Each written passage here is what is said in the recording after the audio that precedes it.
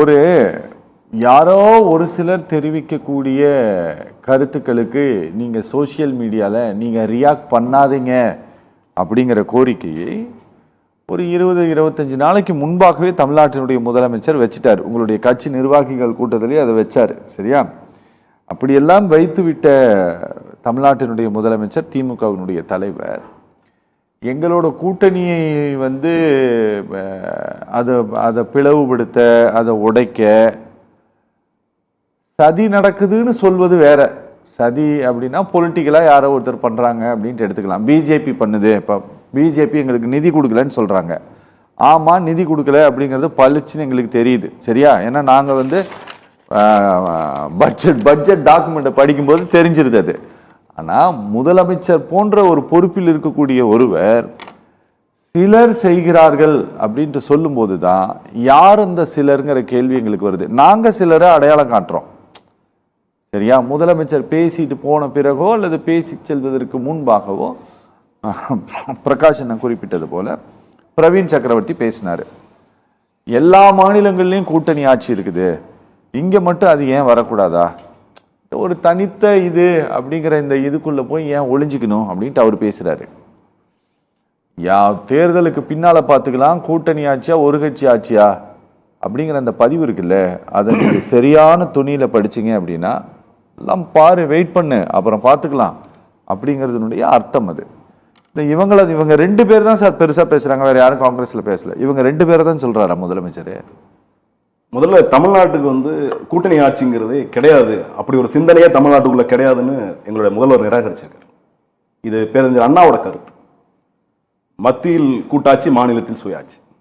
நீங்க ஒரு மாநில கட்சி தான் இங்க ஆளுன்றத 1967 நாங்கள் முடிவு பண்ணிட்டோம். அந்த டிக்ளரேஷனோட எக்ஸ்டெண்ட் தான் இதெல்லாம். இவ்வளவு தூரம் சொல்ற நம்மளோட மாணிக்கம் தாகூர் எத்தனை நடைபயணம் மேற்கொண்டார்.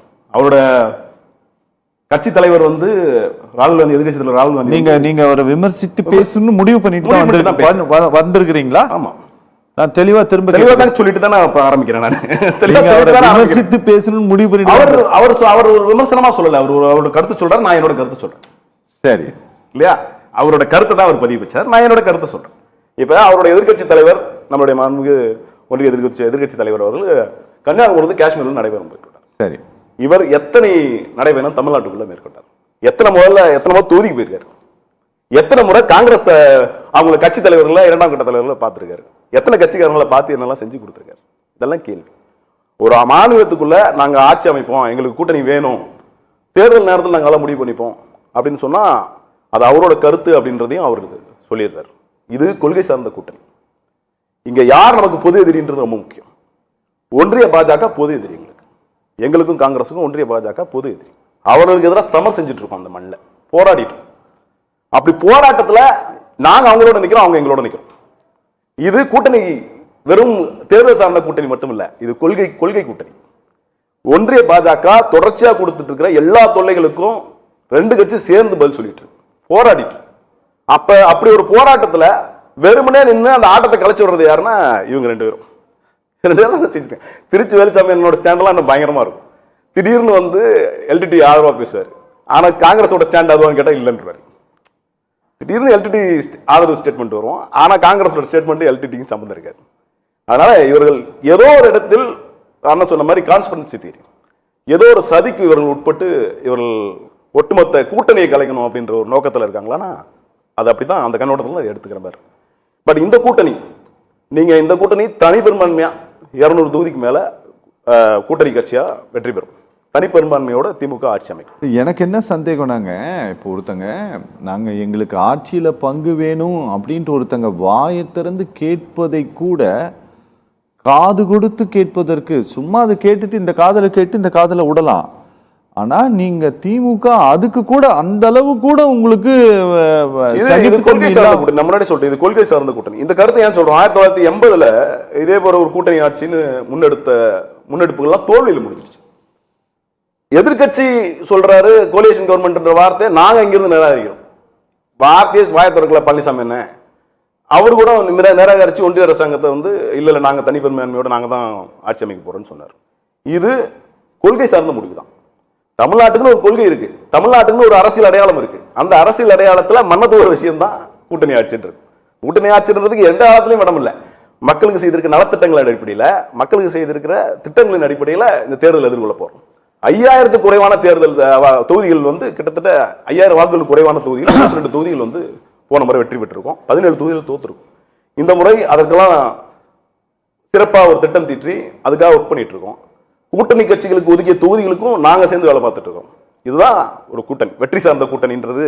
வெறுமனே தொகுதிகளை பங்கிட்டு கொடுத்துட்டு நீங்க வெற்றி பெற்றா பெற்றிருக்குங்க, நாங்க எங்களுக்கு அதுக்கு சம்மந்தம் இல்லைன்னு போறதில்லை இந்த கூட்டணி. அவர்களுக்கு கொடுக்குற தொகுதிகளுக்கு நாங்களும் கூட சேர்ந்து வேலை பார்க்க போறோம், வேலை பார்த்துட்டு இருக்கோம் இவ்வளவு நாளா.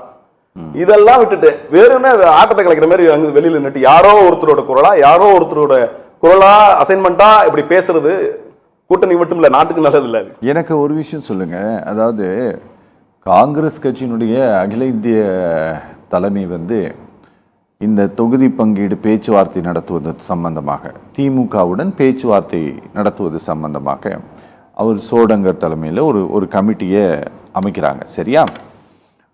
நான் சொல்ல அவர் தான் நேற்று சொல்லிட்டு இருந்தாரு, நாங்கள் 75 நாளைக்கு மேலாச்சு, அங்கேருந்து எந்த முன்னேற்றமும் எங்களுக்கு இல்லை அப்படின்ட்டு. சரியா? அவங்க அப்படி ரொம்ப வெளிப்படையாக கேட்டு உடனடியாக நீங்கள் அமைக்கணும்னு கேட்ட பிறகும் கூட ஒரு 10 நாள் கழிச்சு தான் இது தொடங்கும் இப்போ இந்த அப்படின்ட்டு நீங்கள் சொல்லி இருப்பதன் மூலமாக 10 நாளைக்கு முன்னால் நடத்தினா எங்கேயாச்சும் அவங்க ஓடி போயிடுவாங்க அப்படிங்கிற ஏதாவது இது இருக்கா? இல்லை, எங்களுடைய முதல்வர் இன்னைக்கு சொல்லும்போது கூட பத்திரிகையாளங்களா இதெல்லாம் ஒரு ட்ரெண்ட் செட் பண்றீங்க அப்படின்றதையும் சொல்லியிருந்தாரு. உங்களுக்கு தான் அது நீங்களா அப்படி ஒரு ட்ரெண்ட் செட் பண்ணிடுறீங்க. ஒருவேளை முன்னால கூப்பிட்டு இவ்வளவுதான் 25 தான் அப்படின்னா அந்த ஓடிடுவாங்க. தேர்தலுக்கான நேரம் இருக்கு. ஓகே, தேதி அறிவிக்கல. இந்த கூட்டணி இன்னைக்கு நேரத்தும் ஃபார்ம் ஆகல. ஒரு 10 ஆண்டுகளுக்கு மேல வெற்றிகரமா இந்த கூட்டணி இந்த மண்ணில் செயல்பட்டு இருக்கு. தொகுதிக்கு அடிப்படையில பேச்சுவார்த்தைக்கு தான் கூட்டணி தொடர்ந்துட்டு தானே இருக்கு. இப்ப கூட்டணி முதல் முறையா போய் பூங்குத்தை கொடுத்து பார்த்து கூட்டணிக்குள்ள சேர்றது இல்லை. இது ஏற்கனவே இந்த எங்க கூட்டணியில் அவங்க இருக்காங்க, அவங்க கூட்டணியில் நாங்க இருக்கோம். அதுல எந்த விதமான சந்தேகத்துக்கு விடம் இல்லை. ஓகே, இது தொகுதி பங்கீடு சார்பா நான் ஒரு பேச்சுவார்த்தை தான். கூட்டணி என்ன பேச்சுவார்த்தை இல்ல, ஏற்கனவே இதுதான் கூட்டணி தான். அந்த கூட்டணிக்கான பேச்சுவார்த்தையா இது அப்படின்ற மாதிரி கட்டமைக்கிறது இல்ல இந்த கோட்பாடு. நீங்க இது தொகுதி பங்கீடுக்கான பேச்சுவார்த்தை 22ஆம் தேதிக்கு மேல ஸ்டார்ட் ஆகும் எங்க தலைவர். Okay okay